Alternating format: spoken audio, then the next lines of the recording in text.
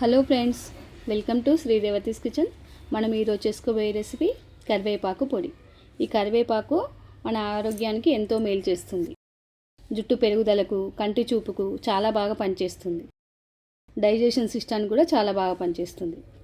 ఈ పొడిని ఎలా చేయాలో చూద్దాం. స్టవ్ పైన ముందుగా కడాయి పెట్టుకొని 1/2 కప్పు శనగపప్పును వేసి వేయించుకోవాలి.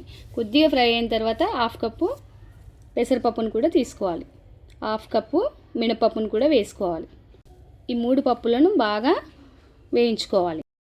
1 టీ స్పూన్ ధనియాలు,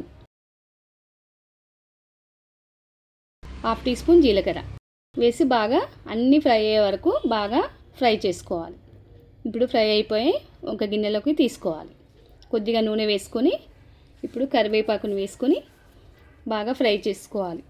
2 కప్పుల కరివేపాకును తీసుకోవాలి. కరివేపాకు క్రిస్పీ అయ్యేంత వరకు ఎక్కడ మాడకుండా వేయించుతూ ఉండాలి. ఇప్పుడు ఇలా క్రిస్పీగా వేగిపోవాలి. ఇలా చేత్తో పట్టుకుంటే విరిగిపోవాలి.